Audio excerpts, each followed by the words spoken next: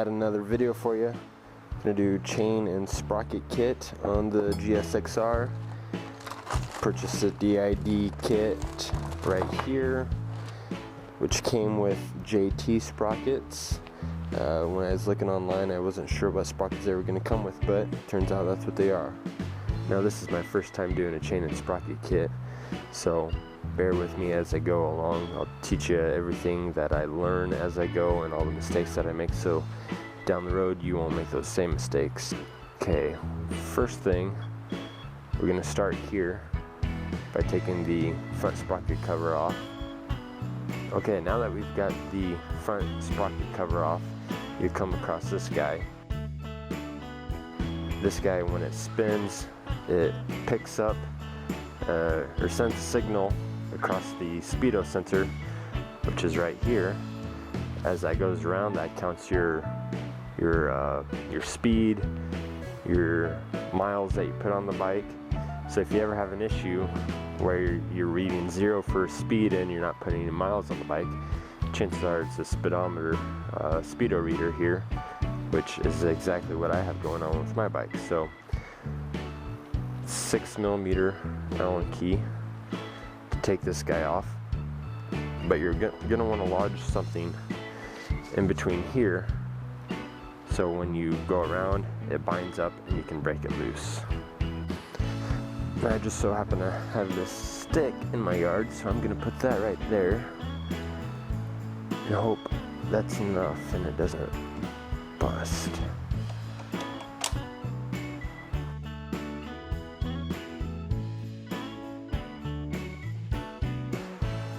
Or is it reverse threaded?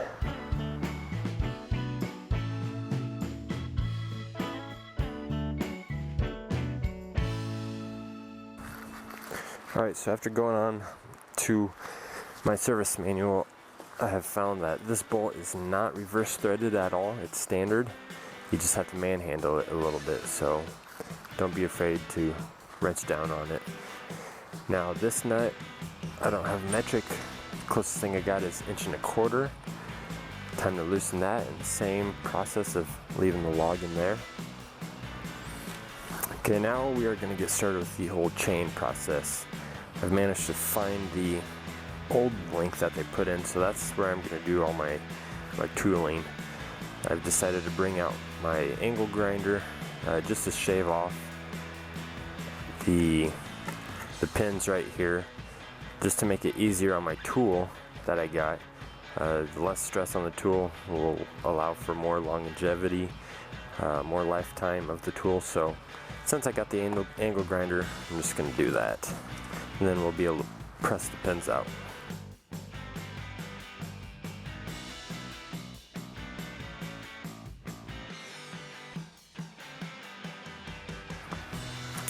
Alright, so here I got my PBR tool. Again, this is the first time I've ever done chain, so I'm just going to walk you through my experience. If you want to leave a hate comment, go for it. I don't care, but there's only one good way to learn, so I'm going to figure this out right now.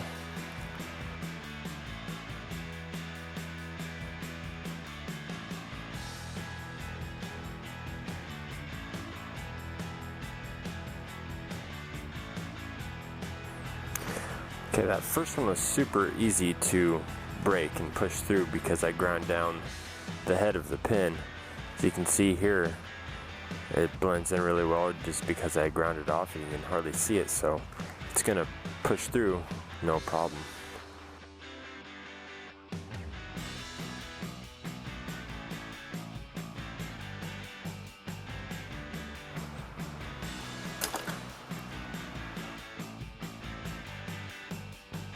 Alright, there's our old link right there, 2 O-rings and the plate.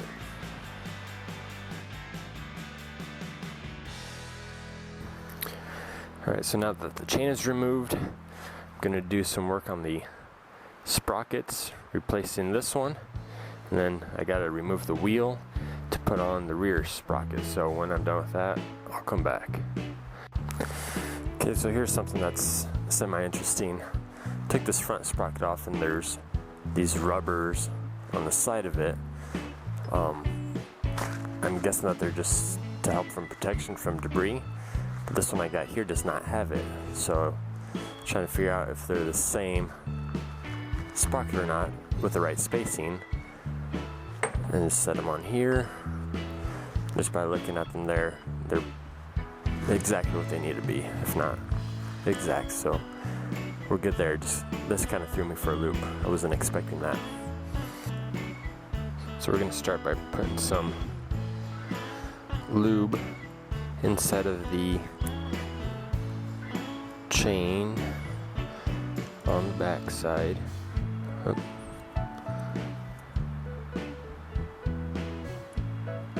Here, one.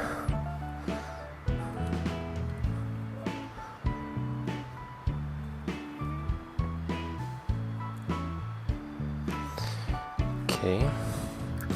Now we're gonna grab the link. You can see I've got the O-rings on there already, and just pushed that grease through. And we're gonna hook up this one, O-ring, or I guess X-ring, I'm not sure, I forget what they call it, and then the plate. Okay, now we're going to press on the plate by using the breaker again, the PBR tool. The anvil deal goes on top this time. We'll line this up in here.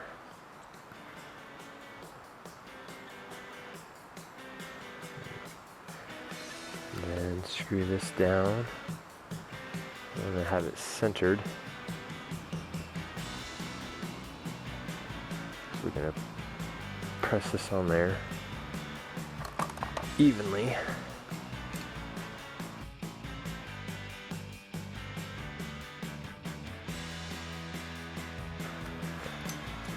Still needs more, a lot more. I'm just looking at the gap right now to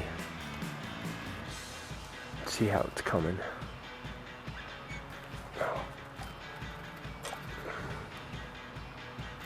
There we go. You kind of feel it pop on once it gets all the way through.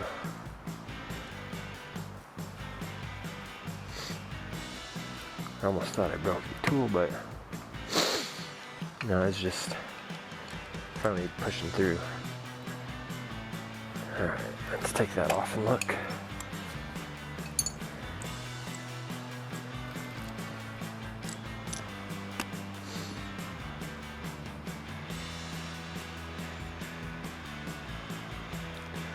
I think we're going to go a little bit more.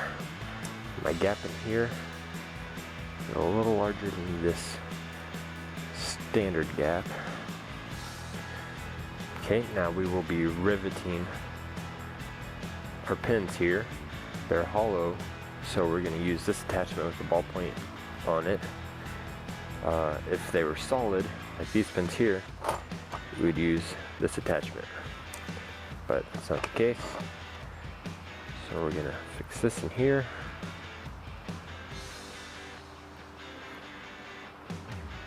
There's a hole right here that we're going to align the back side of the pin in.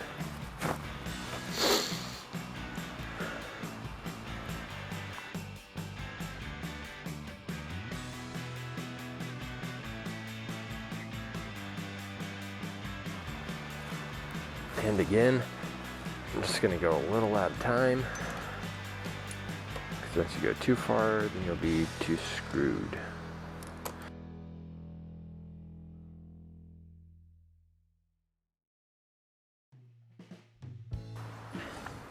I do have my caliper here, and take a couple measurements. Let's see, 0.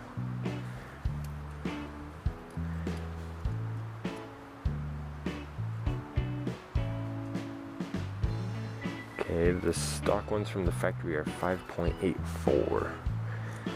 Let's see what I got here. 5.51. Wow. 5.52. Okay, so I need to go a little bit more. And I'm also, for the hell of it, just gonna take a measurement. How do I want to do this?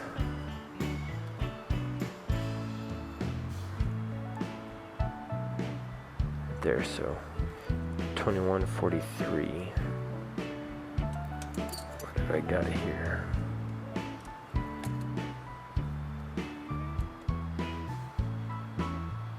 Twenty-one, 22. So I do need to go a little bit more. Okay, so now I'm going to torque this down with some blue Loctite. Gonna torque this down, put the cotter pin back in, the castle nut. I did put blue Loctite on the sprocket nuts when I put that in, so don't forget to do that. Also, when you go to tighten that, make sure you adjust for chain slack. 05 GSXR 600 is 20 to 30 millimeters of play. And some other specs, let's see. The 5 sprocket nuts back here are 43.5 foot-pounds. This axle nut itself is 72.5. Let's see, the sprocket nut for the front here is 83.2. And the speed sensor nut that goes in the middle is 16.5. Alright, so that's all I got for you for today. The PBR tool, I do like it. It takes a little bit of getting used to, but just read the instructions and you'll figure it out. It won't be a problem. And then from the next video, I've got the front tire right here. I'm just going to do that all at home here, except for the balancing. I will take it to a shop to have it balanced. So as you can see, old tire, new tire, not very good for a track day. So we'll get that all settled up. Thanks for watching.